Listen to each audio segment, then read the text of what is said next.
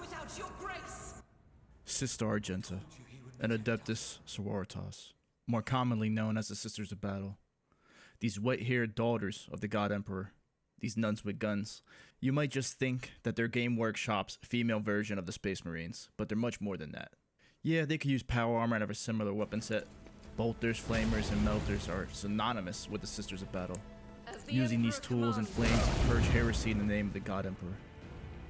Argenta in Rogue Trader is going to be your early game ranged carry, but unfortunately for some, she won't be your romance option. Yeah, they are literally that devout to the Emperor. For a proper Argenta build, we have to incorporate either primarily bolters, flamers, or meltas. You can also make her a melee hybrid, as Sisters of Battles are proficient in melee in their heavy armor or power armor. My God, my light, my Emperor.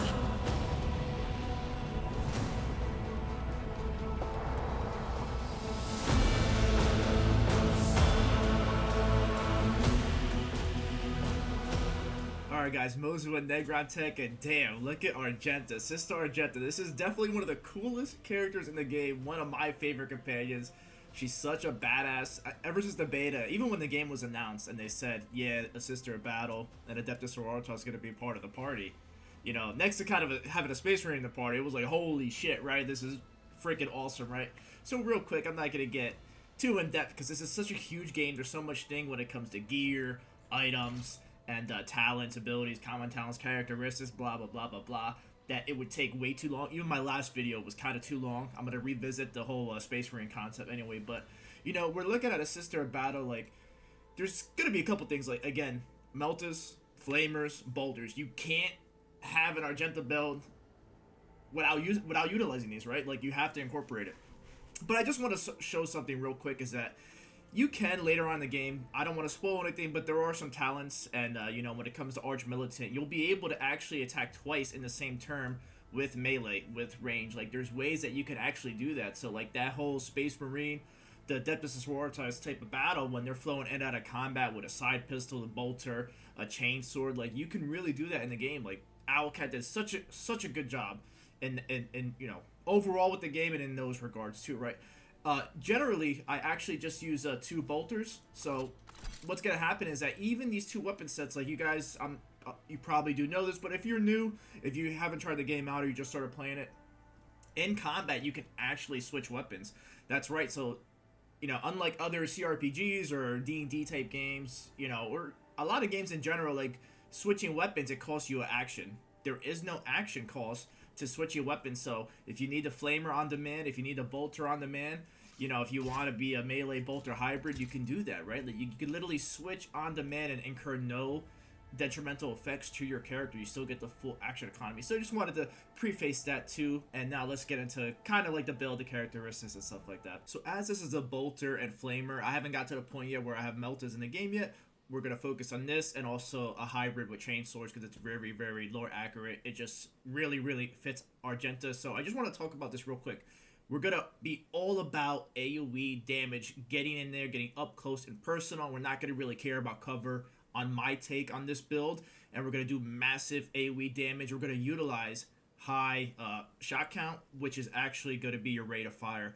A higher rate of fire means you're going to have higher amount of shots during your burst fire. We're going to, again, we're all about the AoE, all about mowing down enemies with our machine gun, our bolter-like weapons, and doing massive, massive damage. One real quick when it comes to hit chance, positioning is very, very important, especially for the bolter, not as much as a flamer.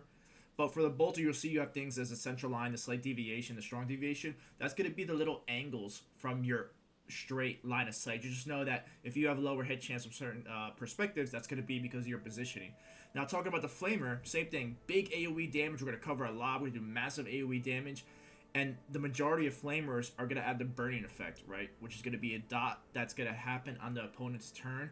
It's very, very, very good. And it's super, super lore accurate. I mean, getting in there, Argenta, and burning the cultists, the heretics, in the name of the God Emperor with flames is just goddamn awesome.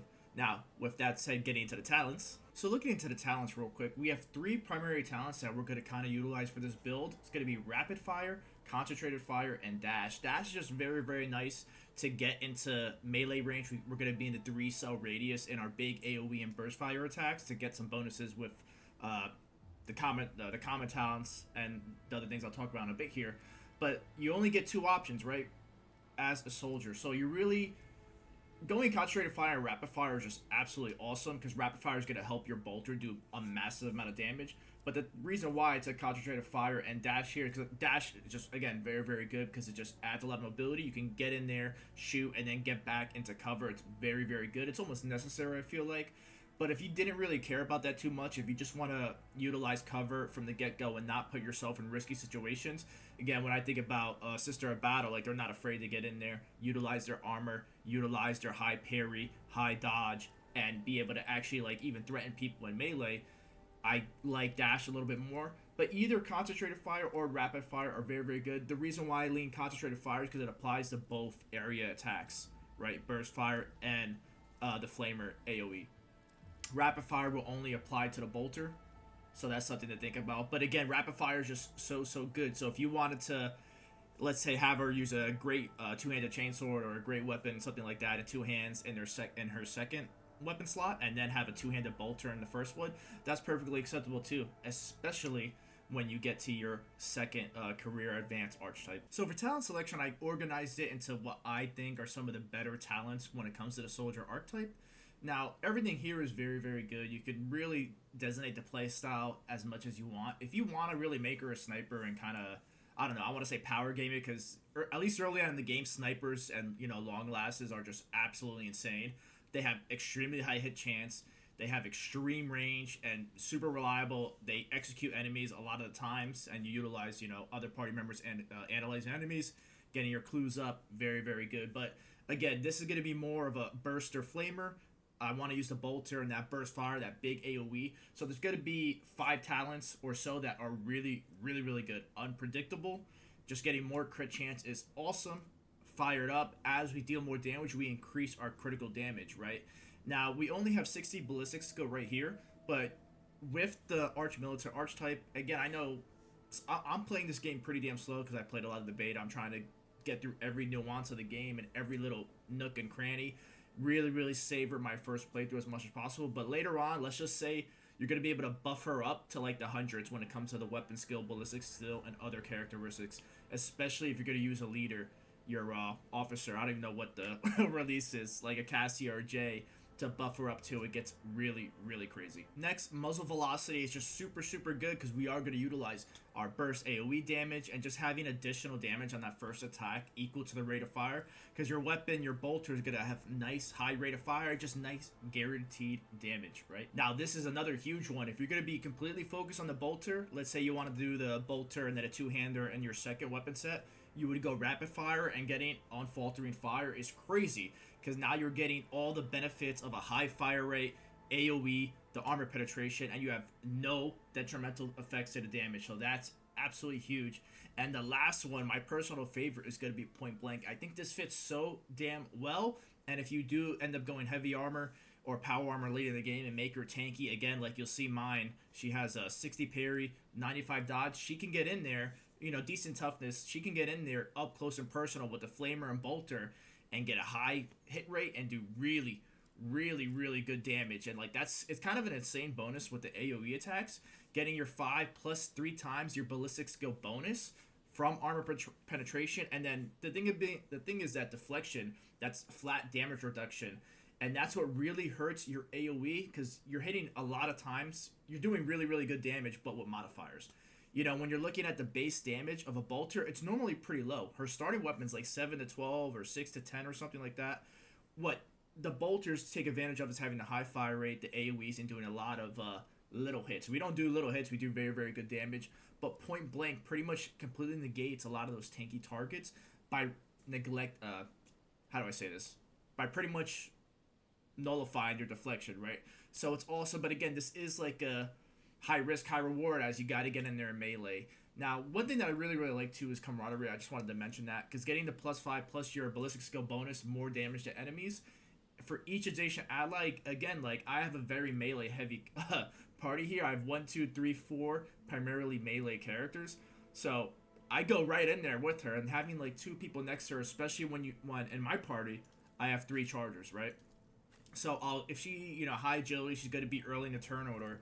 I position her in a way where she's going to be next to melee, or the melees will be next to her as they before her turn goes, depending on who goes with initiative, and then they have their charge as mobility to get into where they need to go, and Argenta gets the full benefits of camaraderie. Now for the advanced class Archetype, you 100% really just have to go Arc Militant. It's lore appropriate.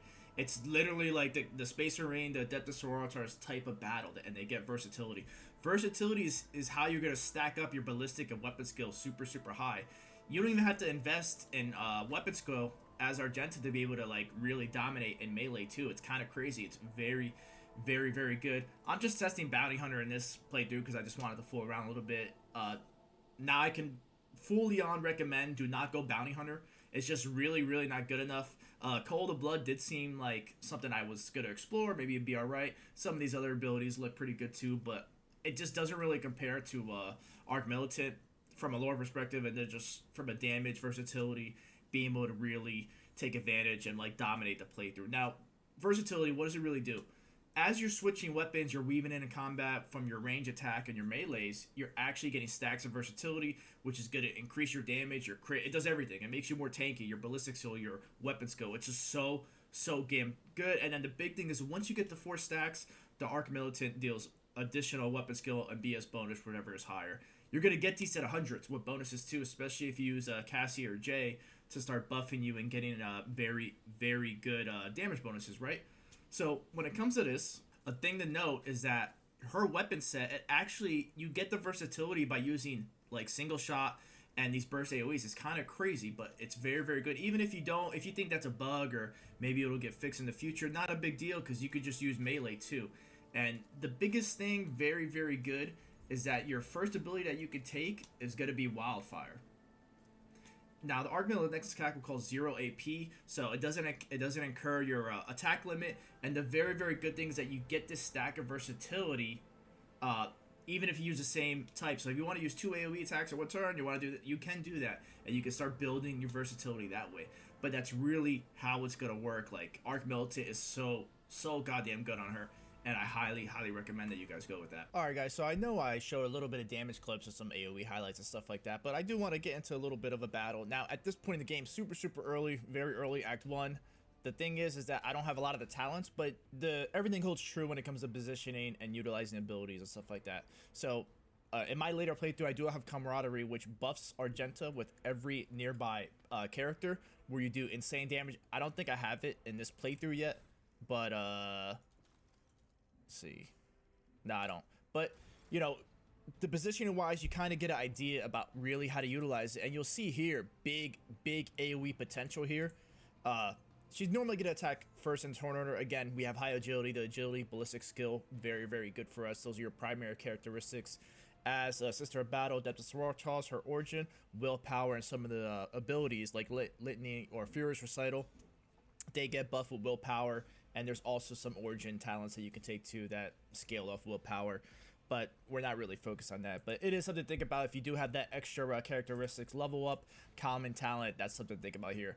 So really what's going to happen is that we're not at a point blank range. I don't even know if I have point blank here either. But again, I just want to do a really early fight.